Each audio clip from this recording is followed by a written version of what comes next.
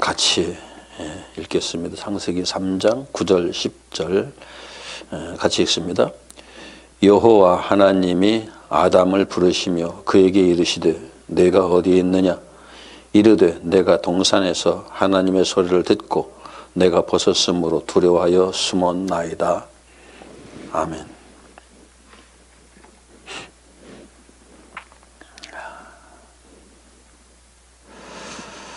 하나님의 말씀의 오해와 진실 네 번째 시간입니다. 오늘은 신앙인의 영적 정체성에 대해서 말씀을 드리려고 합니다. 오늘 본문에서 아담아 내가 어디에 있느냐 하신 이 질문은 하나님께서 인류에게 맨 처음 하신 질문입니다. 내가 어디 있느냐라는 말을 히브리어로 아이카라고 하는데 아이카라고 합니다. 단순히 어떤 장소를 묻는 말이 아니고 아담이 지금 어디 있느냐, 우리 번역에 그게 문제가 있다고 여러 번 말씀드렸었는데 어디 있느냐라는 말이 아니고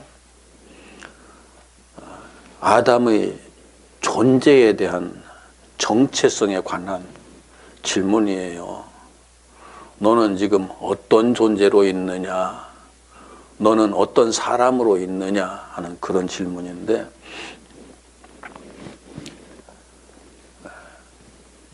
이건 비단 아담에게만 하신 질문이 아니라 아담 이후의 모든 후손들, 이 땅의 모든 인생들, 그때 아담 안에 다 있었으니까 아담 안에서 이후로 이 땅의 역사에서 태어날 모든 인생들을 향해서 하신 질문이거든요. 굉장히 중요한 질문이에요. 그런데 이 땅에서 인간이 생각을 하기 시작하면서 무언가 이제 그 인간의 본질이 뭔가, 인간이란 도대체 뭔가, 그 질문을 맨 처음 하게 되는데 이것이 바로 이제 철학으로 발전을 하죠. 이 땅의 철학으로. 하나님께서 하신 이 질문이 참 재미있게도 인간의 세계에서도 인간이 자신이 도대체 무언가 하는 것을 생각하기 시작한 질문이 된 거예요. 이것이 이 땅의 모든 학문을 지금 다 이루고 있는 거거든요. 거기에서 출발하는 거예요. 그럼에도 불구하고 이 땅의 철학은 아직까지도 여기에 대한 답을 내놓지 못했어요. 아직까지 그래요. 그럼 이 하나님의 질문에 우리 하나님의 사람들이라고, 하나님의 백성들이라고, 하나님의 자녀들이라고 말하는 우리들은 정확하게 대답을 하고 있는가? 이게 하나님의 빛 앞에, 그러니까 진리 앞에, 말씀 앞에 온전히 자기 자신이 확 드러나서 그 광선의 비침을 받은 사람들은 정확하게 자기를 알아요. 그래서 그 자기를 봤기 때문에 정확하게 하나님께 그 대답을 할 수 있는 사람이 되는 거죠. 그런데 그렇지 못한 사람은 그 대답을 하기가 참 어려워요. 아담은 이렇게 대답했잖아요. 내가 동산에서 하나님의 소리를 듣고 내가 벗었으므로 두려워하여 숨었나이다. 이것도 문자적으로만 보면은 별 의미가 없는 것처럼 아담이 하나님의 목소리를 듣고서 자기가 벗었으니까 두려워서 숨었다. 이제 그렇게 밖에는 이해가 안 되겠죠. 그런데 자신이 하나님의 형상이 벗겨졌다는 것을 알아버린 거예요. 하나님의 형상으로 지음을 받았는데 하나님의 형상이 벗겨져 버렸다는 걸 아는 거예요. 그래서 하나님의 눈을 피해서 숨어서 두려움에 떨고 있는 자신의 모습을 하나님께 고백하는 거예요. 당신 앞에 내가 드러나는 순간 나는 영원히 소멸되고 영원히 사라져버릴 존재에 지나지 않습니다. 그래서 내가 두려워서 숨었습니다. 이렇게 고백하는 거죠. 맞아요. 본래 아담이 사탄의 유혹을 받아들여서 하나님의 법을 자기 것으로 취할 때는 자신이 하나님처럼 완전한 존재가 된다는 그 생각을 가지고 그렇게 했거든요. 하나님처럼 완전한 존재가 되는 것이 나쁘다는 게 아니에요. 우리가 하나님의 아들로 태어났으니까 하나님과 같은 존재가 되는 건 당연한 거예요. 그런데 피조물이 하나님과 같은 존재가 스스로 될 수 있다? 내가 뭘 해서 될 수 있다? 그게 아니에요. 그럼 창조주가 필요가 없죠. 그건 하나님께서 하시는 일이고 하나님께 나 자신을 다 맡겨드리고 이제부터 하나님께서 또 계속 하십시오. 그러면 내가 하나님처럼 하나님 당신처럼 나도 될 것입니다라는 믿음 가지고 하나님께 맡겨드려야 되는데 어느 순간에 사탄이 바로 아니야 내가 하면 돼 라고 하는 그 말에 속아서 사탄이 하나님의 말씀을 자기 것으로 하나님의 법을 자기 것으로 하나님의 진리를 내 것으로 삼아버린 그 순간 내가 하나님처럼 되기는커녕 하나님의 형상 자체가 소멸되고 사라져버리고 마는 거죠. 이게 벗은 것의 실상이에요. 뭘 벗었느냐? 하나님의 형상을 벗은 거죠. 하나님의 형상이 죽어버리고 이제 아담에게 남은 것은 그냥 붉은 흙먼지를 이렇게 빚어서 몸을 만들어 놓고 거기에 하나님께서 후 하고 생기를 불어 넣어준 생물체, 고깃덩어리밖에 남은 게 없어요. 그래서 그 상태가 지금 자기가 놓여있는 그 상태가 너무너무 비참한 거죠. 아담이 볼 때는. 하나님의 형상이 사라져버리고 육신의 존재로 전락해버린 인간의 모습. 그런데 우리는 그런 역사적 사실을 성경을 통해서는 읽어도 하나님의 형상을 소유했던 기억이 없어요. 그 형상이 벗겨진 기억도 우리에게 없어요. 알지 못해요. 부모님들이 만약 이걸 배워서 우리가 원래 하나님의 형상이었었는데 그렇게 하나님의 형상이 죽어서 설명을 해준다고 해도 얼마나 이해를 할까요? 먼저 이 사실을 깨달은 사람들이 설명을 해준다고 해도 얼마나 그것을 이해를 할까요? 그 얘기를 들어도 감이 오질 않죠, 당연히. 아마 이런 경험을 한 사람은 어느 정도 이해가 될 수 있어요. 이제 그 우리나라 대통령들 보면은 이제 좀 어느 정도 이제 감이 올 텐데, 대통령은 우리나라 국민 중에서 가장 영광스러운 자리에 있던 사람이잖아요. 그런데 그 가장 영광스러운 자리에 있던 사람들이 대통령직에서 물러나가지고 어떤 범죄들과 연결이 되어서 바로 감옥에 들어가 버렸어요. 죄수가 됐어요. 그 영광 사라져버리고 감옥에서 죄수 노릇하고 있을 때 그 기분이 어땠을까요? 자신의 영광이 이 땅에 사라져버릴 수밖에 없는 영광이지만 그 영광을 굉장히 자기 자신의 어떤 그 보람으로 생각하고 자존감으로 생각하고 모든 사람 앞에서 나는 나야 하고 있던 사람이 어느 날 감옥에 죄수로 들어앉아 있을 때에 그 기분 아마 1000분의 1, 10,000분의 1도 안 되겠지만은 아담에게서 하나님의 형상이 사라져버린 그것에 비하면은 뭐 어디 비교가 가능하겠어요? 그럴지라도 우리가 생각한다면은 우리에게서 하나님의 형상이 사라졌다는 것이 어떤 의미일까를 어렴풋이는 짐작은 할 수 있겠죠.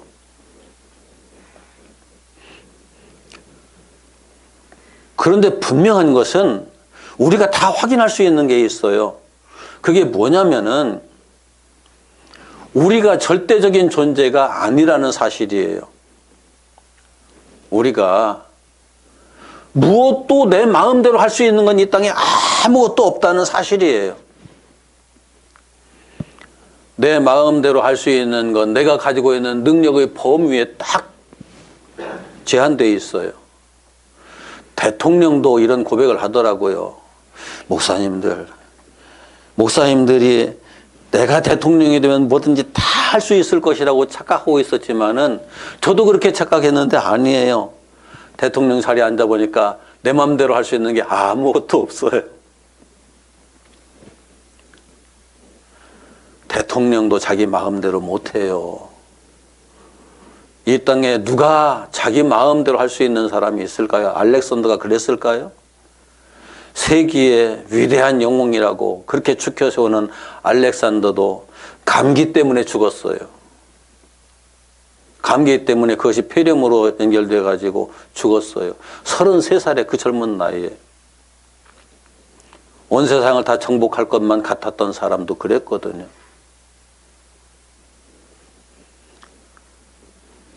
우리는 한계성이 너무나 분명한 존재라는 것을 우리 스스로 알아요. 그 이후로 인간에게, 아담 이후로 인간에게 그래도 딱 고정되어 있는 게 하나 있어요. 그게 뭐냐면은 사탄이 아담에게 던졌던 너는 하나님과 같이 되는 존재야 라고 했는데 이게 묘하게 우리 인간의 그 마음속에 각인되어 있어요. 그래서 사람마다 누구나 다 자기가 신이 되어 있는 거예요. 자기가 모든 생각의 중심이고 이 역사에, 아니 대한민국 역사에 지금 누가 중심에 서 있는 것 같아요? 대한민국의 역사에 문재인인가요? 아니에요. 대한민국 그 역사의 중심에 서 있는 건 나예요. 여러분들 나예요. 내가 문재인이 또 비난하고 정죄하고 판단하잖아요. 저 녀석은 저 다음에 절대 대통령 되면 안 돼. 대통령 나올 일도 없겠지만은. 그러면서 누구를 대통령 세울까를 지금 생각하잖아요. 다음에. 누가 왕이 되어 있는 거예요? 우리는 큰 일이든 작은 일이든 전부 다 자기가 왕이에요. 자기가 하나님이에요. 지난주에 그렇게 강조했잖아요. 이것에서 벗어날 생각이 없어요, 사람들은. 아니, 방송에 나와서 또 여러 가지 매체들 통해서 막 큰 소리 치는 사람들 얘기를 듣다 보면은, 저 사람이 하나님이구나. 항상 저는 그걸 확인하거든요. 그런데 나도 그것으로부터 자유롭지는 못해요. 그러나 한 발짝 나가려고 하다가서 주여 용서하십시오 하고 뒷걸음질 치죠. 어쩔 수 없어요. 우리의 정체성이 뭐냐? 나는 내가 그게 아니라고 생각하고 있는지 모르지만은 나는 지금 하나님처럼 행세하고 있는 거예요.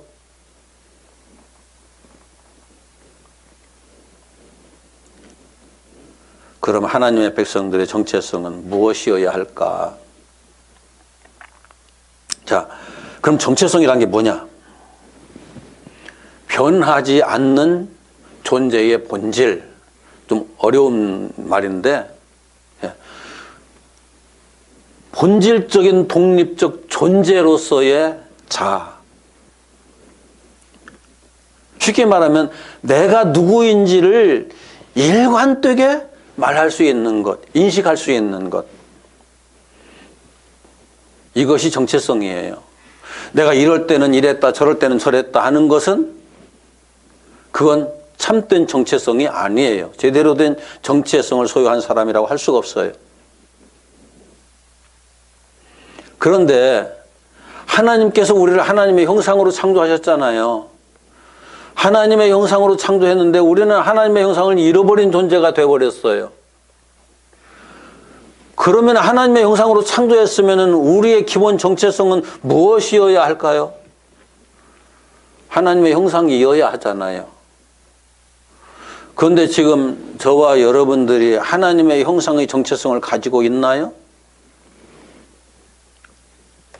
하나님의 형상이라는 건 막연하게 무언가 느껴지긴 하고 그래야 될 것 같은 생각이 들지만은 지금 우리의 정체성은 육신을 중심으로 해서 형성된 정체성일 뿐이에요. 육신이 이 땅에서 태어나서 육신으로 여지껏 살아오면서 그 살아온 삶 속에서 차곡차곡 쌓여진 역사가 있잖아요. 내가 살아온 역사.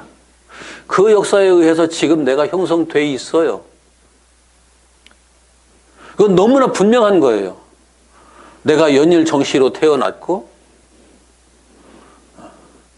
우리 아버님이 정이화 씨고 우리 가족이 이렇게 해서 이만큼 살아왔고 나는 그거에 태어나서 이런 인생을 살아와서 지금 오늘날에 내가 있는 거지.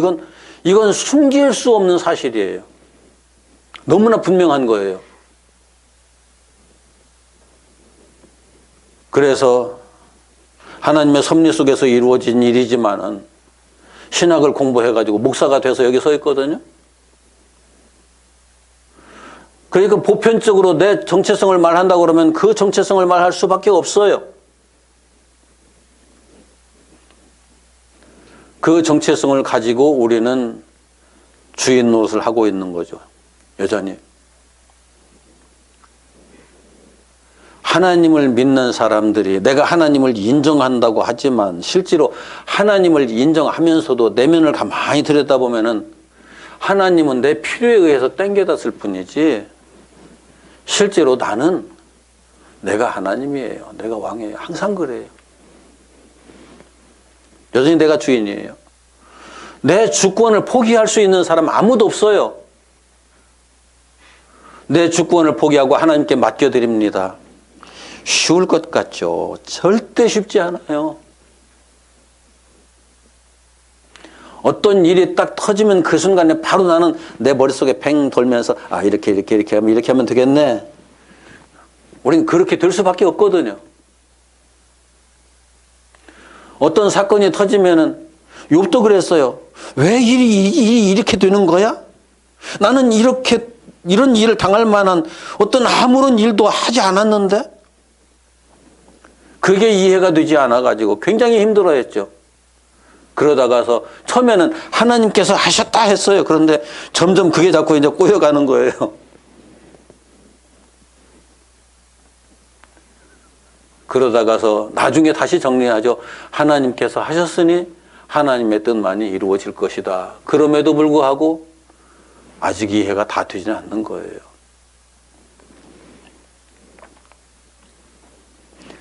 하나님이 주인이 되시는 것은 내가 이해를 하든 못하든 하나님은 주인이에요. 그런데 우리는 내가 이해할 수 있는 범위 내에서 하나님을 자꾸 이해하려고 그러니까 힘들어지는 거죠. 중요한 것은 우리는 보고 듣고 느끼는 모든 것들이 육체 중심으로 이루어지잖아요. 육체 중심으로 이루어지고 육체 중심으로 모든 것을 보고 판단하고 거기에 내가 경험에 따른 내 지식을 가지고 그것을 뭐든지 이건 이래야 되고 저건 저래야 된다고 결정을 하기 때문에 내가 진정한 존재라고 자꾸 착각을 하는 거죠. 자, 여러분들 아침에 일어나서 저녁에 잘 때까지 내 주변에서 일어나는 모든 일들, 내 삶 속에서 일어나는 모든 일들, 내 생각과 내 마음까지 그 모든 것이 참이라고 생각합니까? 거짓이라고 생각합니까? 이게 쉽게 대답할 수 있는 건 아니에요. 그런데 우리는 항상 그것을 참이라고 믿으면서 살거든요. 참이라고 믿지 못하면 이제 그날부터 이제 정신 이상한 사람이 되고 마는 거예요. 마음 이상한 사람이 되고 마는 거예요. 일단은 믿어야 돼요. 이것은 우리가 육체로 태어난 존재로서의 인식의 문제이기도 하지만 바로 이게 정체성과 같이 연결되어 있는 거거든요. 여러분은 여러분 자신을 누구라고 말할 수 있습니까? 굉장히 중요한 질문이에요. 그런데 육신의 정체성은 육신의 역사로 이루어졌잖아요. 그래서 육신의 역사는 육의 정체성을 형성해요. 그런데 영의 역사는 영의 정체성을 형성하는데 영의 역사라는 게 참 애매하거든요. 보이지도 않고 들리지도 않고 만져지지도 않고 어떤 형태로도 일상처럼 느껴지지 않는 영의 역사를 우리가 어떻게 나의 역사로 받아들이고 체험하고 그 역사 속에서 살아간다는 게 가능한 것이냐. 그래서 많은 사람들이 영의 역사를 논리화해가지고 논리적인 지식으로 바꾸어서 설명을 하고 있어요. 아니, 그럴 수밖에 없죠. 그런데 우리의 정체성이 믿음만으로 형성되는 것이 아니잖아요. 우리의 정체성이 내가 가지고 있는 소망만으로 이루어지는 게 아니잖아요. 김영삼 씨는 중학교 때부터 자기 책상에 앞에다 이렇게 나는 장차 대통령이다라고 써놓고 살았다고 그러는데 자기의 믿음, 자기의 소망이죠. 그대로 되긴 됐어요. 대통령은 됐는데 좀 부끄러운 대통령이기도 했죠. 그런데 영적인 차원에서는 그렇게 되질 않거든요. 사랑을 많이 하면 되느냐? 그것도 안 돼요. 어차피 정체성은 사건을 통해서 이루어지거든요. 사건을 통해서. 그러므로 어떤 존재의 그 정체성이 형성되는데 가장 중요한 것은 역사예요, 역사.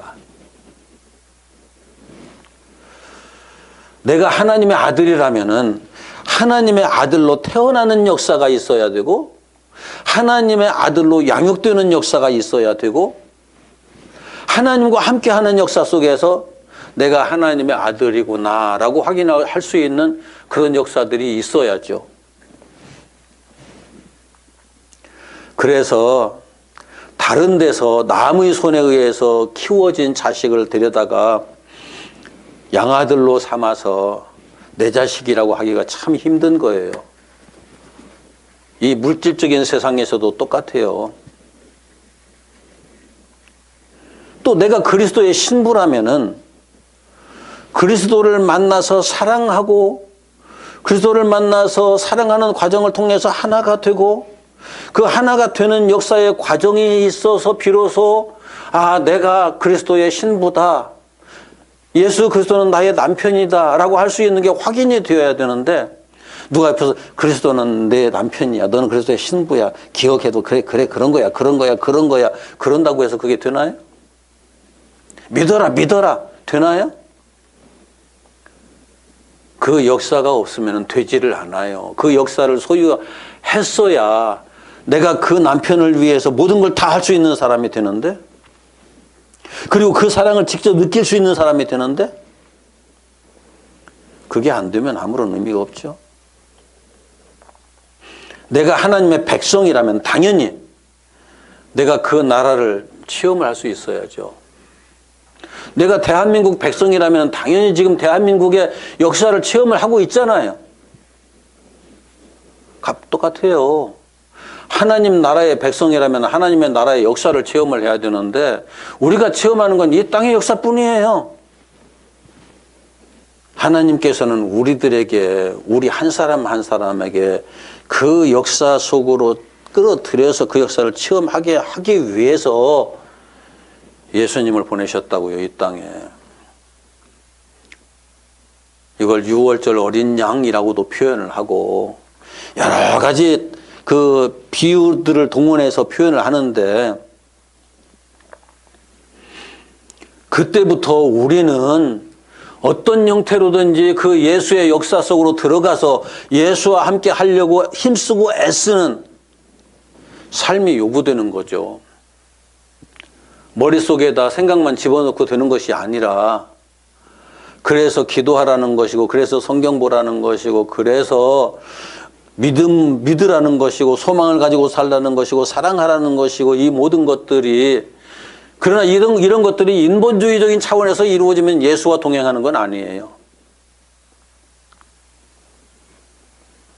하나님이 목적하신 말을 따라서 예수와 함께 죽고 사는 역사가 영적 차원에서 진행이 되어야 되는데 이건 내가 하고 싶다고 내가 이렇게 하면 되고 저렇게 하면 되고 해서 되는 것 같으면 이게 무슨 어려움이 있겠어요. 성령께서 내게 오셔서 내 안에 그렇게 해 주셔야만 되는 일이기 때문에 우리 한계성이 여기에도 있는 거예요. 어쩔 수 없이.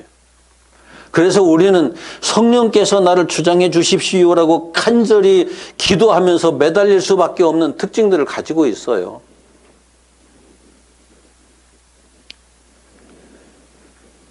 예수 안에 들어가서 예수와 함께하는 삶을 통해서 그 안에서 성령으로 말미암아 내가 죽고 다시 태어나서 다시 태어난 그 생명으로 진행되는 역사들을 하나 둘 체험해 가면서 우리 안에 영적인 정체성이 형성되는 거죠.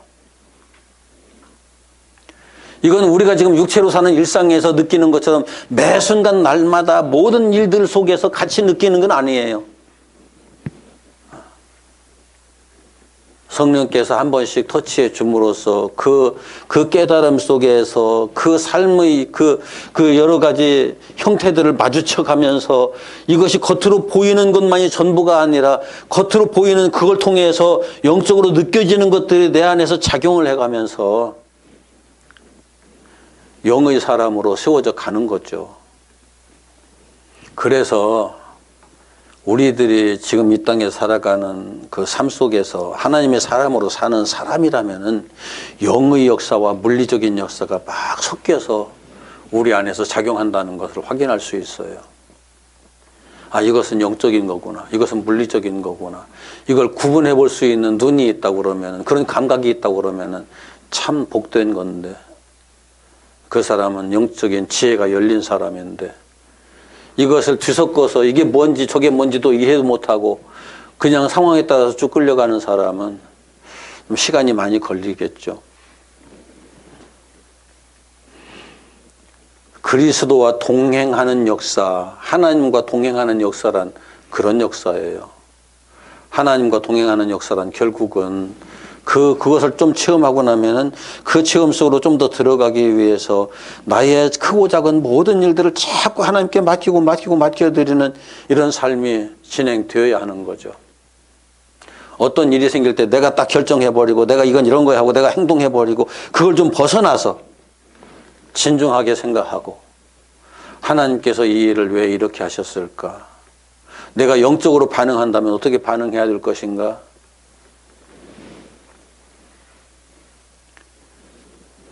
그래서 그리스도인이 자신의 정체성을 이해하려고 하면은 또 누구에겐가 이야기를 하려고 하면은 먼저 반드시 인식해야 될 것이 바로 오늘 아담이 고백한 이 내용이에요. 나는 하나님의 형상을 벗은 존재입니다. 하나님 앞에 이대로 다가서면은 나는 영원히 멸망하고 말 존재에 지나지 않습니다. 지금은 당신 앞에서 잠깐 내가 숨겨진 존재로 살고 있습니다. 진리 앞에서 어느 정도 숨겨진 존재로 살고 있습니다. 당신께서 나를 이렇게 하신 것은 나를 보호하기 위한 겁니다. 나는 여기에서 새로운 피조물로 나타나야 합니다. 이것이 전제되어야 하는 거예요. 그것이 전제되지 않으면 나는 매 순간 다시 왕 노릇해요. 재판장 노릇해요. 나는 매 순간 다시 하나님 노릇을 해요. 분명한 것은 세상에서 모든 하나님의 사람, 아니 하나님의 사람이라고 해서 예외는 아니에요. 모든 하나님의 사람들이 다 세상에서는 육의 속성과 영의 속성을 동시에 가지고 있다는 것을 이해를 해야 돼요. 나는 하나님의 사람이기 때문에 육의 속성이 내게는 전혀 없어. 그 순간 사탄이 밥이 된 거예요. 그렇다고 해서 우리가 내 안에 하나님의 그 영의 속성도 있고 육의 속성도 있다. 하나님의 형상의 속성도 있고 육의 속성도 있는데 이 두 속성을 그러니까 어차피 두 개 다 있는 거잖아. 어차피 두 가지 다 가지고 살지 뭐. 그럼 어떻게 될까요? 이중인격자가 되겠죠. 교회 와서는 거룩한 척하고 밖에 나가서는 이제 세상 사람처럼 살고 거룩한 사람들끼리 모이면은 거룩한 척 하다가 또 그 사람들끼리 모이면은 거기서 왁자지껄하면 자기 하고 싶은 대로 살겠죠. 영의 속성과 육의 속성을 동시에 받아들이면은 바울이 로마서 7장에서 오호라 나는 곤고한 사람이로다. 이 사망의 몸에서 누가 나를 건져내랴 하는 갈등이 일어나지가 않아요. 바울은 나는 영의 사람이야. 영의 사람이기 때문에 영적인 삶을 살아야 되라고 결정을 해놓고 보니까 이 육체가 자꾸 육체가 좋아하는 방향으로 자기를 이끌어 가려고 하니까 이 몸 때문에 내가 좀 힘들다라고 고백할 수가 있었거든요. 예수를 믿는데 참 이 육신 때문에 쉽지 않다라고 고백할 수 있어야 그 사람이 진짜 영의 사람인 거예요. 여기에 대한 아무런 갈등도 느끼지 않는다면은 아직은 그 사람이 영의 사람이라고 말할 수가 없어요. 이런 갈등을 적당히 회피하려고 사람들은 상황에 따라서 이럴 때는 이렇게 처신하고 저럴 때는 저렇게 처신하고, 그런데 그 본질로 들어가면 그 사람은 이중인격을 가지고 살고 있는 거예요. 하나님은 그런 사람을 하나님의 백성이라고 말씀하시지 않아요. 그래서 우리는 둘 중에 하나를 선택해야만 하는 거죠. 영의 정체성을 선택하든지 육신의 정체성을 선택하든지 둘 중에 하나 선택하라고 하나님은 말씀하셔요. 바울은 영으로서의 정체성을 선택했어요. 그래서 육신의 몸을 포기합니다. 육신의 몸을 포기했다고 자살했다 그런 말은 아니에요. 그때부터 육신을 하나님의 말씀에다 딱 맡겨놓고 철저하게 율법의 지배를 받는 사람으로 살아가죠. 율법의 지배를 받는 사람. 육신은 율법의 지배를 받아야 하는 거예요. 영은 율법에서 자유롭고 하나님의 안식을 누리는 사람으로 사는 거죠. 육신을 율법으로 지배를 하지 못하면 우리가 오히려 육신의 지배를 받는 상황이 되고 말기 때문에, 그래서 육신에서 욕망이 일어나면은 이것이 욕심이 잉태한 즉 죄를 낳고 죄가 장성한 즉 사망을 낳느니라. 내가 이걸 따라가면 영원한 사망으로 떨어지기 때문에 안 돼라고 딱 손을 그어 놓고서 그것을 지배하고 다스려야 되는 거죠. 자, 진짜 왕은 무엇까지 지배하고 다스린다고요? 진짜 왕은 자기 자신을 지배하고 다스리는 사람이 진짜 왕이에요. 바로 그런 거예요, 이게. 자기 자신조차도 지배하고 다스릴 줄 모르면은 그 사람은 왕이 아니죠. 계시록에서 천년왕이란 바로 그런 차원이에요. 참 그럼에도 불구하고 이 땅을 우리가 육신으로 살고 있기 때문에 육신의 역사의 한계성을 우리는 어차피 가지고 있어요. 그걸 인정을 해야죠.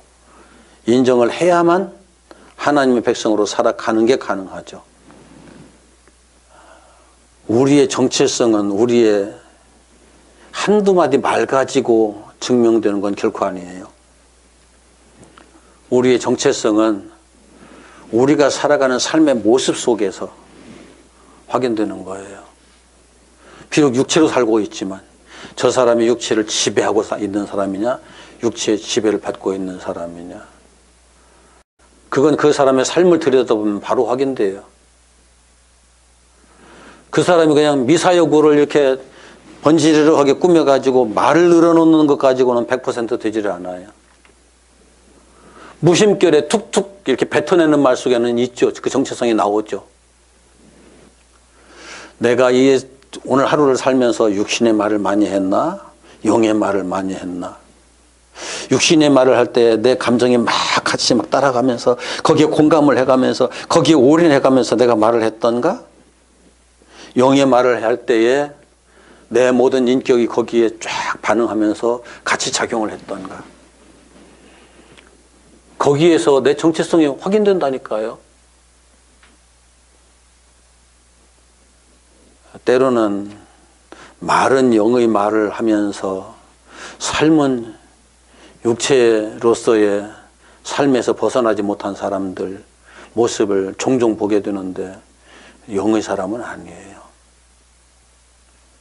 자, 성경에서는 아벨의 제사와 가인의 제사가 나오죠. 가인의 제사, 아벨의 제사.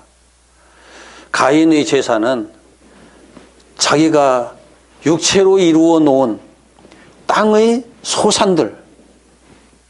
땅이라는 말은 이게 이제 히브리어의 그 묘한 뭐라고 그럴까 말장난이라고 해야 되나 언어의 유희라고 이제 좋은 말로 표현을 하는데 우리의 육체라는 말과 몸이라는 말과 이게 흙이라는 말이 같은 어근에서 나왔거든요. 같은 언어예요, 알고 보면은. 그러니까 이게 땅의 소산이라는 말이나 육체의 소산이라는 말이나 같은 말이에요. 다른 말이 아니에요. 그런데 땅의 소산, 육체의 소산, 내가 열심히 만들어 놓은 이것 가지고 하나님 이걸 하나님 받으십시오 하고 있는 가인의 모습. 그런데 가인의 제물을 땅의 소산이라고 했잖아요. 그러면은 아벨의 소산은 어떻다는 거예요? 이게 비교급이거든요. 문학적 관점에서 보면은 가인이 땅의 소산이라고 했으니까 아벨은 땅의 소산이 아니라는 거죠. 땅의 소산이 아니라면은 어디서 온 거예요? 하나님께로부터 온 거잖아요. 하늘의 소산이죠. 하나님께서 온 것을 가지고 예배하는 거예요, 아벨은.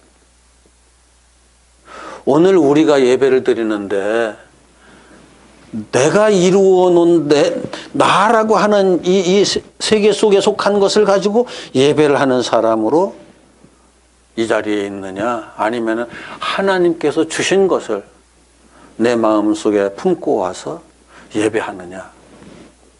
이것이 영의 사람과 육의 사람을 구분짓는 내용이기도 하죠. 그런데 너무나 많은 곳에서 마치 땅의 소산을 하나님께 드려야 하는 것처럼 막 강조되는 예배들이 참 많아요. 그건 아니에요. 그건 힘이 잘못된 거예요. 하나님께서 받으실 만한 건 하나님께 속한 것밖에는 없어요. 하늘나라에 속한 것밖에는 없어요. 땅의 것들은 하나님께서 다 말씀으로 창조해 버리신 거잖아요. 그게 하나님께서 볼 때 무슨 가치가 있나요? 그건 영원하지도 않고 하나님의 모든 계획이 다 끝나는 순간에 다 사라져 버릴 건데, 불못에 다 던져 버릴 건데. 하나님께서 당신의 창조를 통해서 이루고자 하신 것은 오직 하나님의 형상뿐이잖아요. 하나님의 형상으로 예배하라는 거예요. 영으로 예배하라는 거예요. 이게 예수님께서 영과 진리로 예배하라. 같은 말씀이에요. 말씀을 정리합니다.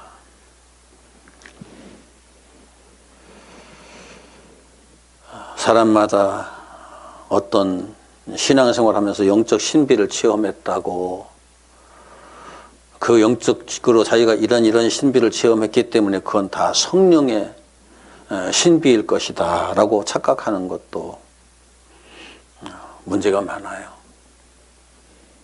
사탄은 어디서든지 어느 때든지 기회만 생기면 파고들거든요.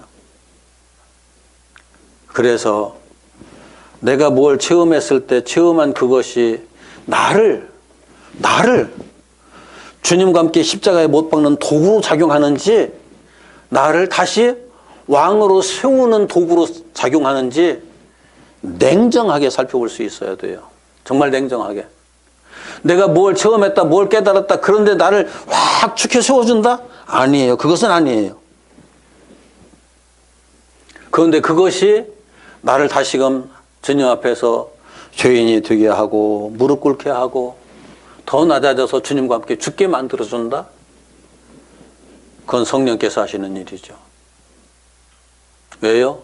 죽어야 사니까. 내가 사라져야만 거기 주님께서 새로운 생명으로 역사하시니까. 오늘 또 창조주 하나님께서는 우리들에게 물으십니다. 너는 너를 누구라고 하느냐? 그때 아담이 고백한 그걸 전제로 해서 저는 하나님의 형상을 잃은 죄인입니다. 당신의 생명이 필요합니다. 당신의 생명으로 온전케 해주시면 제가 하나님의 형상으로 온전케 서게 될 것입니다. 저는 그것을 위해 지금 현재 존재하고 있습니다라고 고백하는 사람.